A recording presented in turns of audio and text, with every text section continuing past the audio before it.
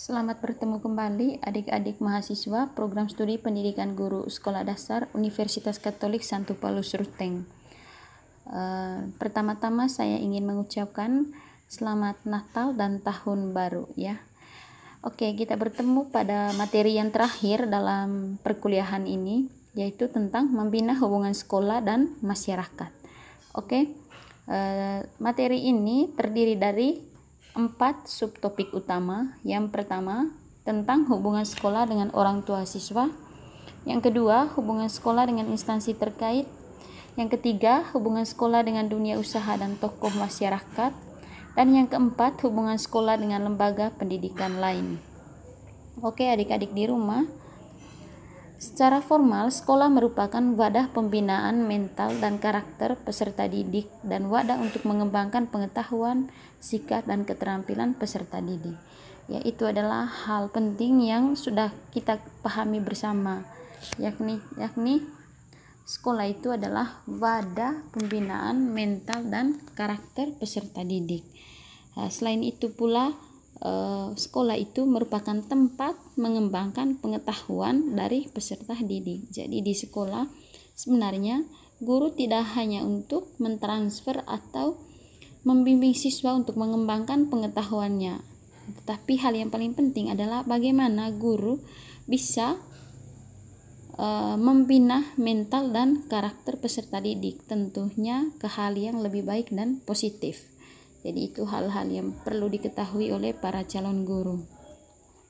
Kemudian, sekolah bukan merupakan tempat penitipan anak. Nah, biasanya di sini para orang tua selalu menganggap bahwa sekolah adalah tempat mereka menitipkan anak mereka untuk menjadi lebih baik. Nah, sebenarnya itu antara sekolah dan orang tua atau antara sekolah dan rumah itu memiliki peranan yang sama, yaitu untuk membimbing anak-anak gitu. Jadi tidak ada anggapan bahwa sekolah merupakan tempat penitipan anak.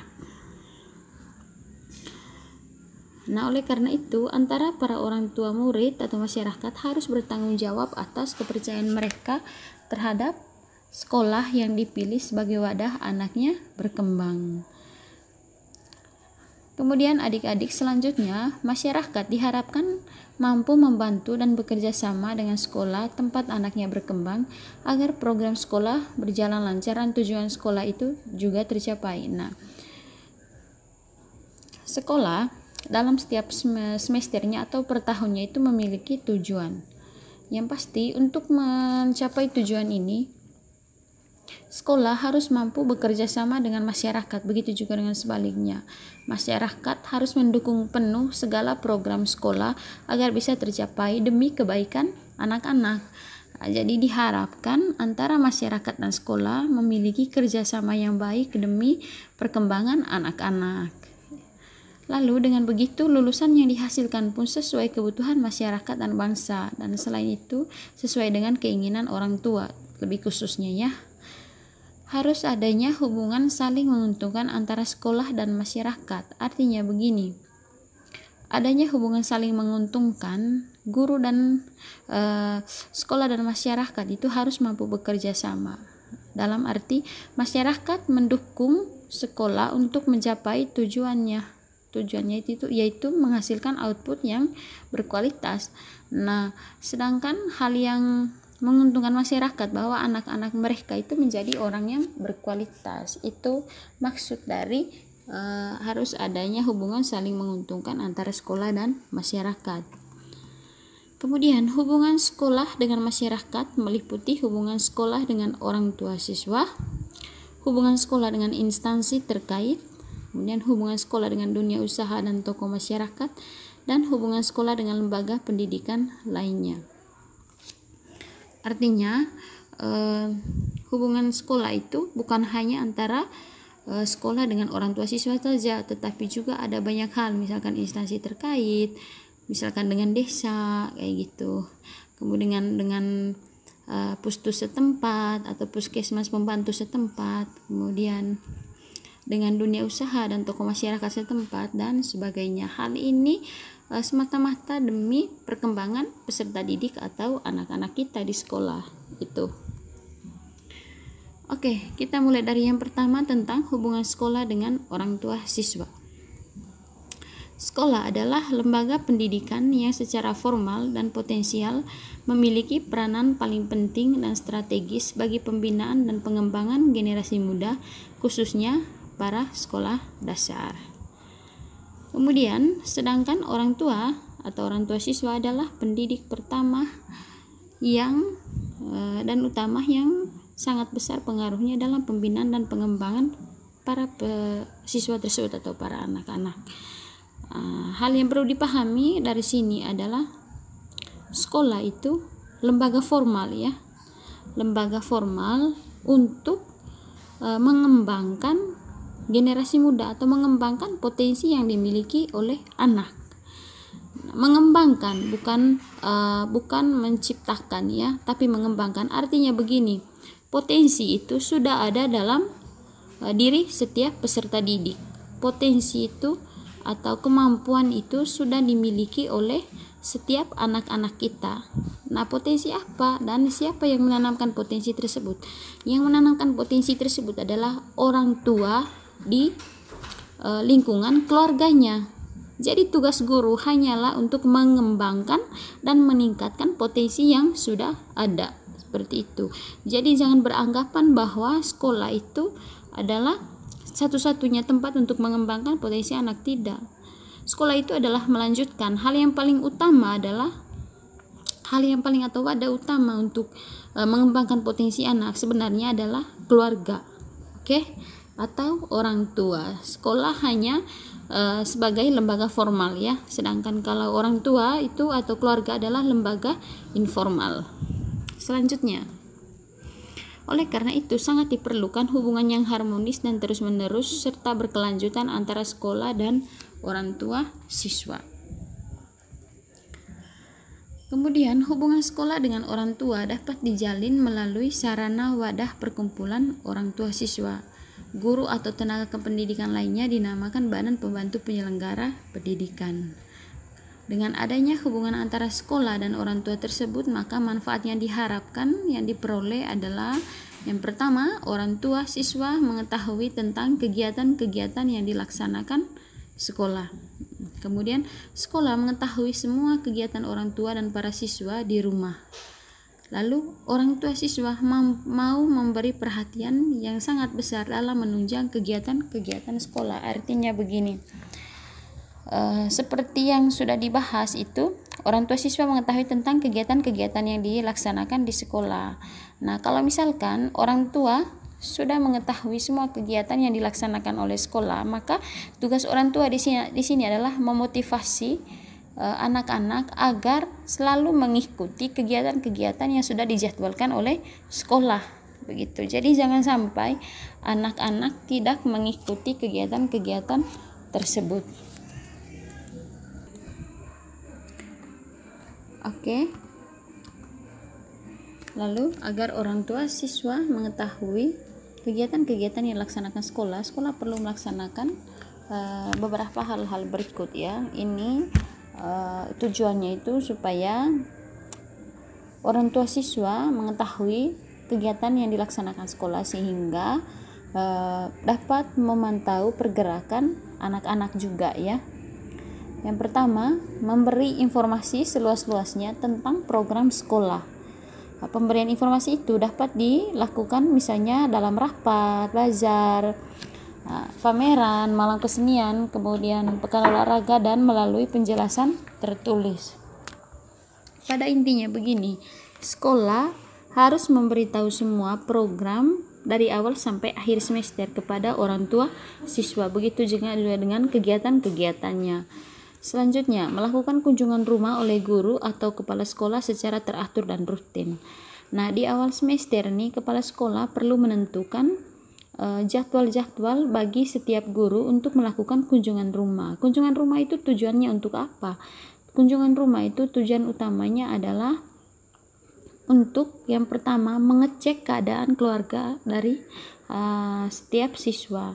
Karena ada siswa tertentu kan yang berasal dari keluarga yang kaya, keluarga yang kurang mampu, atau bisa juga dari keluarga yang broken home atau keadaan-keadaan tertentu yang yang bisa saja mempengaruhi sistem belajar dari si anak, seperti itu ya. Kemudian bisa juga keadaan keluarga, misalkan orang tua keduanya itu bekerja dan tidak punya waktu atau kesempatan untuk membimbing belajar si anak. Nah, itulah tujuannya melakukan kunjungan rumah. Kemudian menetapkan 1 bulan dalam 1 tahun pelajaran sebagai bulan informasi yang kegiatannya. Nah, harus ada bulan informasi dalam 1 tahun. Apa saja kegiatan dalam bulan informasi tersebut? Yaitu mengadakan dialog dengan orang tua atau wali siswa tentang perkembangan sekolah dan pembangunan yang sedang dilaksanakan dan yang akan dihadapi sekolah. Kemudian menginformasikan bahwa sekolah sebagai lingkungan pendidikan berkewajiban untuk meningkatkan kualitas sumber daya manusia. Kemudian menjelaskan bahwa manusia yang berkualitas itu hanya dapat dihasilkan oleh pendidikan bermutu, menyadarkan pihak orang tua atau wali siswa bahwa keterlibatan mereka dalam usaha meningkatkan mutu pendidikan mutlak diperlukan ya. Kemudian meningkatkan kesadaran orang tua atau wali siswa tentang betapa pentingnya pendidikan bagi anak manusia agar mereka dapat menjadi warga negara yang berkualitas dan berguna. Saya pikir juga setiap orang tua ini memiliki kesadarannya bahwa hanya melalui sekolah dapat membentuk anak-anak yang berkualitas. Kemudian meningkatkan kesadaran orang tua atau wali siswa agar mau menyekolahkan putra-putrinya sampai tamat. Dengan diketahuinya kegiatan-kegiatan sekolah dan dengan tumbuhnya kesadaran orang tua siswa, diharapkan mereka merasa memiliki, mau berpartisipasi dan mau memberi bantuan dalam melaksanakan semua rencana sekolah, sehingga kualitas lulusan yang diharapkan sekolah dan orang tua wali siswa dapat tercapai. Kemudian partisipasi tersebut dapat berupa yang pertama, memotivasi putra-putrinya. Nah, kalau tadi itu apa yang dilakukan oleh sekolah, sekarang apa yang dilakukan oleh orang tua. Yang pertama, memotivasi putra-putri untuk belajar dengan baik. Kemudian melengkapi semua keperluan belajar putra-putrinya.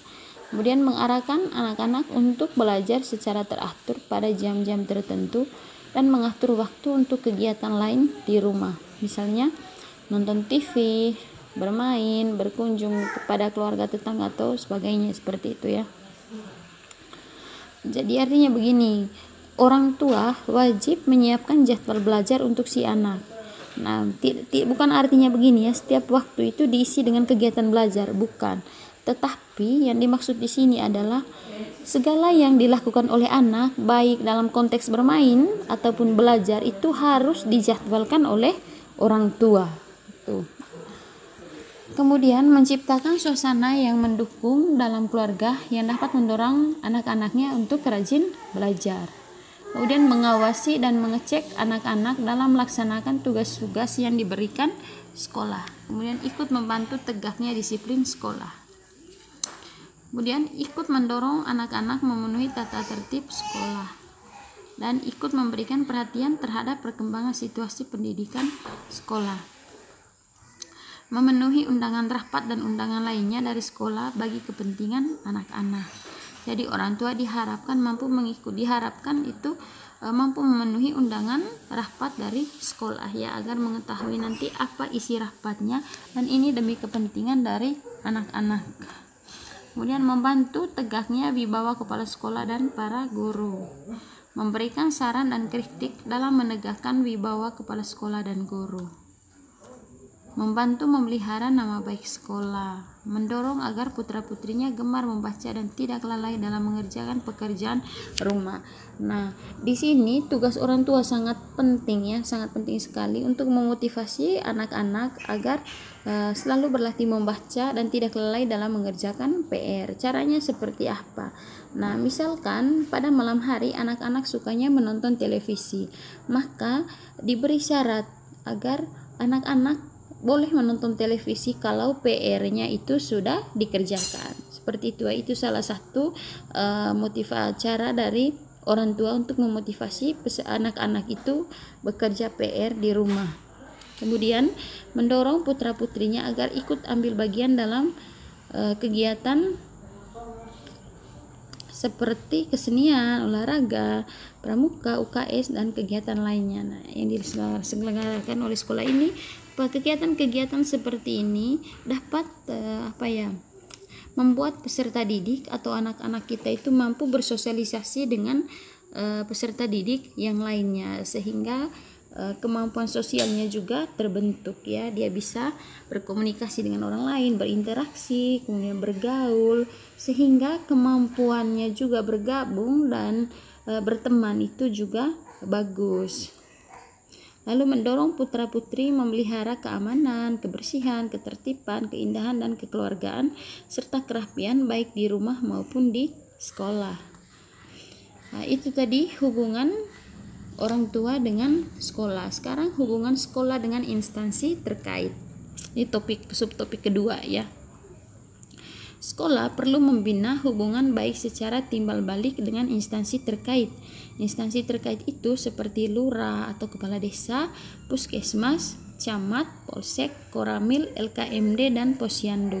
Hubungan yang dijalin dan upaya yang perlu dilaksanakan oleh sekolah antara lain. Nah, hal-hal yang perlu dilakukan oleh sekolah agar mampu membangun hubungan yang baik dengan instansi tersebut. Tadi itu yang pertama, menginformasikan program sekolah. Jadi semua program sekolah itu di awal tahun ajaran perlu diinformasikan pada instansi-instansi terkait yang seperti yang telah saya sebutkan tadi. Kemudian ikut serta dalam kegiatan yang diadakan pemerintah sepanjang tidak terganggu proses belajar mengajar. Kemudian pada saat yang diperlukan, kepala sekolah atau guru yang ditunjuk mengadakan kunjungan ke instansi pemerintah sebagai salah satu cara pendekatan dari pihak sekolah. Kemudian sekali-kali dapat mengundang pejabat pemerintah di luar Depdikbud sebagai pembina dalam upacara bendera. Kemudian sedangkan dari pihak instansi terkait yang dapat dilakukan itu adalah untuk menjaga hubungannya dengan sekolah. Yang pertama, membantu tegaknya disiplin sekolah. Jadi instansi terkait juga harus mengambil bagian dalam menegaknya disiplin sekolah. Kemudian ikut membantu terpeliharanya kebersihan dan keindahan sekolah, dan membantu nama baik sekolah, membantu memelihara nama baik sekolah maksudnya ya. Kemudian memenuhi undangan yang disampaikan pihak sekolah, membantu keamanan sekolah pada saat sekolah melaksanakan kegiatan-kegiatan tertentu. Misalkan di sekolah didatangi oleh pihak-pihak lain, misalnya berasal dari kabupaten atau pihak pentingnya kerjasama dari instansi-instansi setempat untuk menjaga keamanan sekolah agar bisa kemudian hubungan sekolah dengan dunia usaha dan tokoh masyarakat adalah hubungan yang tidak kalah pentingnya dengan jalinan hubungan dengan pihak lainnya. Program ini dapat dilaksanakan dalam bentuk yang pertama, mengunjungi industri dan perusahaan untuk menambah wawasan pengetahuan para siswa. Yang kedua, mengundang tokoh-tokoh yang berhasil dalam bidangnya untuk memberikan ceramah di sekolah. Tokoh-tokoh yang berhasil dalam bidangnya itu dapat didatangi oleh kepala sekolah untuk memberikan ceramah di sekolah sehingga anak-anak bisa menjadi pendengar dan dapat memotivasi anak-anak ya. Itu hubungan sekolah dengan dunia usaha dan tokoh masyarakat tadi. Sedangkan dari dunia usaha dan tokoh masyarakat yang berhasil diharapkan peran serta sebagai berikut: bersedia menjadi narasumber dan memberikan ceramah untuk siswa sebagai usaha memotivasi siswa supaya giat belajar dan bekerja keras. Ya, karena mereka sudah menjadi contoh, maka mereka bisa memberikan tips dan trik yang mereka pernah lakukan untuk untuk memberi motivasi kepada peserta didik, lalu memberikan saran dalam menegakkan wibawa kepala sekolah dan guru, kemudian menjadi narasumber untuk pelaksanaan program muatan lokal sekolah, membantu dan menyediakan fasilitas dalam melaksanakan muatan lokal bagi para siswa. Kemudian ini subtopik yang terakhir, yaitu tentang hubungan sekolah dengan lembaga pendidikan lain. Dalam usaha membina dan mengembangkan hubungan dengan lembaga pendidikan lain, perlu dilaksanakan upaya-upaya. Yang pertama, sekolah Oke, maaf ya. Yang pertama, sekolah mengadakan kunjungan antar sekolah untuk saling bertukar pengalaman. Ini penting. Mengadakan kunjungan di sini artinya begini. Misalkan dari sekolah A diutus 5-10 orang untuk mengikuti pembelajaran tertentu di sekolah B. Begitu juga dengan selanjutnya, dari sekolah B diutus 4 atau 5 orang untuk mengikuti pembelajaran di sekolah A. Nah, hal ini bertujuan agar saling bertukarnya pengalaman yang dimiliki oleh anak-anak, sehingga nanti pengalaman mereka menjadi kaya, ya. Mereka juga bisa diberi kesempatan untuk berbagi dengan teman-teman yang lainnya di sekolah.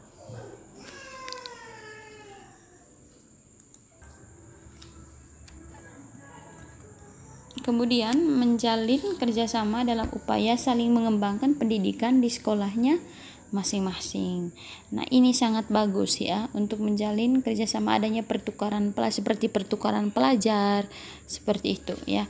Di sini ini tujuan utamanya tadi untuk mengembangkan pendidikan di sekolahnya masing-masing. Jadi apa yang unik atau hal lebih di dalam satu sekolah itu bisa diterapkan dalam sekolah lain. Seperti itu. Misalkan tadi anak murid dari sekolah A yang mengikuti pembelajaran di sekolah B itu mereka bisa melihat hal-hal yang unik pada sekolah B dan bisa diterapkan pada sekolah mereka. Begitu juga sebaliknya. Nah, kemudian memberikan informasi tentang perkiraan jumlah lulusan sekolah kepada lembaga pendidikan setingkat di atasnya. Kemudian mengundang pimpinan lembaga pendidikan yang lebih tinggi tingkatnya untuk memberikan ceramah tentang perkembangan pendidikan sesuai jenjangnya.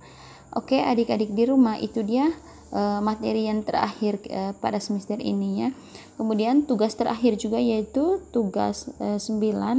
Itu bisa kamu lihat di sini juga. Ini soalnya. Di sini soal yang pertama kamu bisa lihat itu tentang buatlah ringkasan dari materi di atas, dan ringkasan tersebut harus mencakup 4 hal utama, yakni hubungan sekolah dengan orang tua siswa, hubungan sekolah dengan instansi terkait, hubungan sekolah dengan dunia usaha dan tokoh masyarakat, dan hubungan sekolah dengan lembaga pendidikan lain. Jadi untuk nomor 1 ini ada 4 bagian untuk jawabannya ya. Kemudian nomor 2, buatlah masing-masing satu contoh penerapan di sekolah, mengandaikan Anda adalah seorang guru. Jadi kamu memposisikan diri kamu sebagai seorang guru untuk menyelesaikan soal nomor 2 ya. Itu tentang hubungan sekolah dengan orang tua siswa, contoh dalam sekolahnya itu seperti apa, lalu mengandaikan kamu itu adalah seorang guru. Begitu juga dengan hubungan sekolah dengan instansi terkait, apa hal praktis yang bisa kamu lakukan sebagai guru. Kemudian hubungan sekolah dengan dunia usaha dan tokoh masyarakat, dan hubungan sekolah dengan lembaga pendidikan lain.